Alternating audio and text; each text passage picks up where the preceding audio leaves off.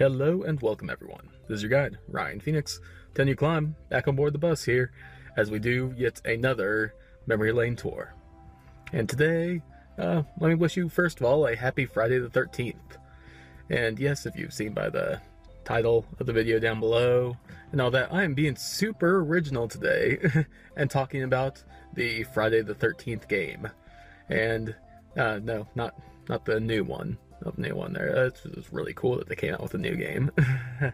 No, I am talking about the old school game, the NES game that many of us maybe remember less fondly than others. It's a game that was published by LJN. And I didn't learn until much more recently that it was actually developed by Atlas. Yeah, kind of a surprise to me too. So as you might imagine, Friday the 13th on the NES is based on the movie series by the same name, where you take control of a group of camp counselors under attack by Jason Voorhees, and maybe a little less based on the movie by attacked by hordes of zombies, werewolves, bats, and Medusa heads. We'll get to that one in just a minute there. So yeah, maybe not as tightly based on the movies as some might have liked there, but going off of my childhood impressions there, this being the memory lane tour that it is, I actually remember liking playing the Friday the 13th game. I know that I'm in the minority on this one. While I think like a lot of other games, as time has gone by, these older games are looked on just in a slightly better light than they were before, with people like the AVGN and others hating on these LJN games, because like I said, this was developed by Atlas. LJN only published it, so like they really didn't have much to do with the game at all. But yeah, anyway, so let's go ahead and take a minute to talk about the game itself. What do you do in the game? Like I said, you're being hunted by Jason Voorhees and trying to survive that. Well, if I remember correctly, this is going all off memory, my memory of the game, so bear with me if I do get little details wrong. I'll do my best not to, but I do believe that you have 3 days where Jason is trying to hunt you down, as well as, well, all the counselors, as well as some houses have children, some cabins have children that you're looking over, that Jason will also try to brutally murder. There. Thought this was an NES game, yeah. And you, as I said, you're taking control of the different camp counselors. There are 6 in total. Let's see if I can remember any of their names. There's George, no, it's 3 guys and 3 girls. George, Mark, and Paul, I think. And, oh boy, the girls.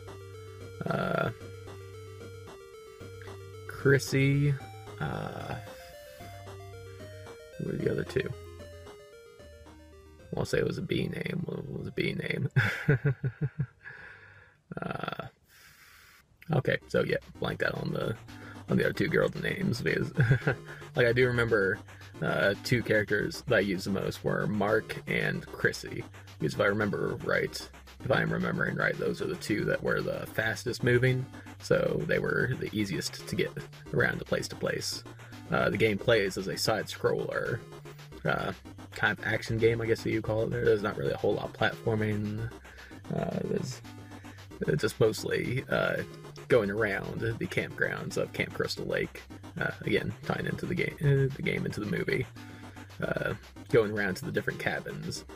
So you are, 1, looking for different weapons and things like that to help you battle against Jason, and 2, at different points in time, Jason will attack the different cabins where either camp counselors or other kids are waiting, and you have to rush your camp counselor over there to try and save the day before Jason kills them off. You have a like 60-second timer, I think it is, before Jason will kill so many of the kids or kill the counselor that is in that cabin.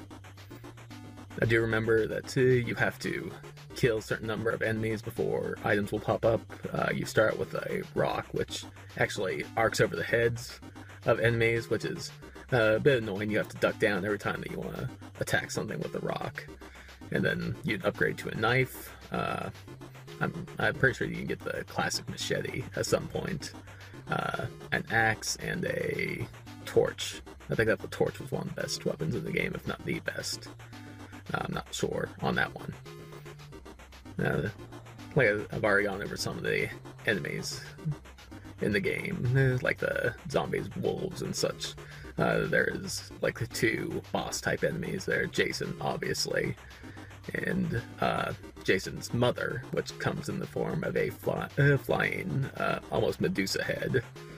I believe that that's a reference, and I think it's in the first movie. Is she beheaded? Am I remembering that right?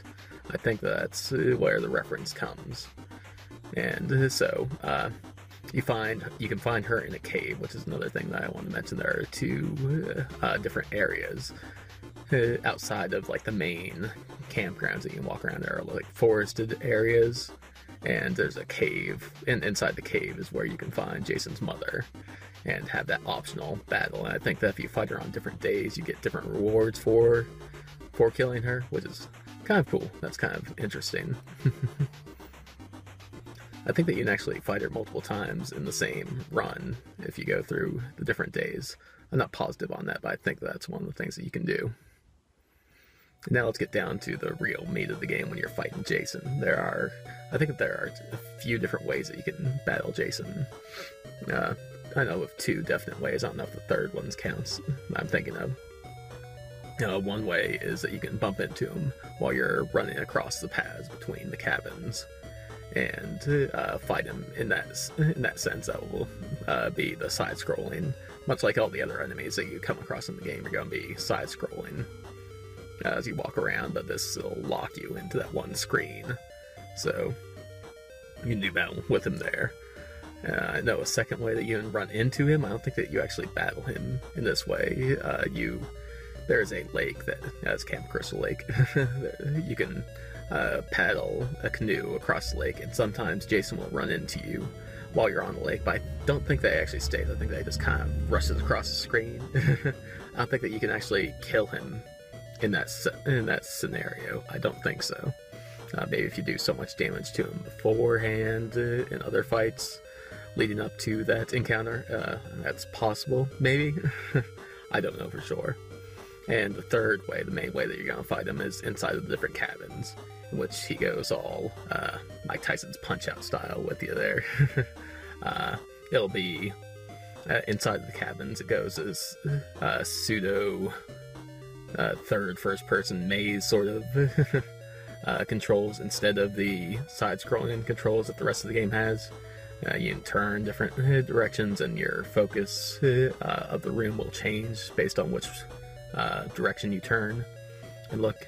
And then if you find Jason in that setup, then you'll enter into a little combat mode where he will go back and forth across the screen, and you'll be on the bottom of the screen, kind of like I said, like Little Mac from Punch-Out.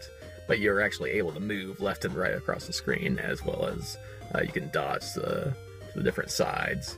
And while you're doing that, you're throwing your weapon, be it the rock, the knife, or so on.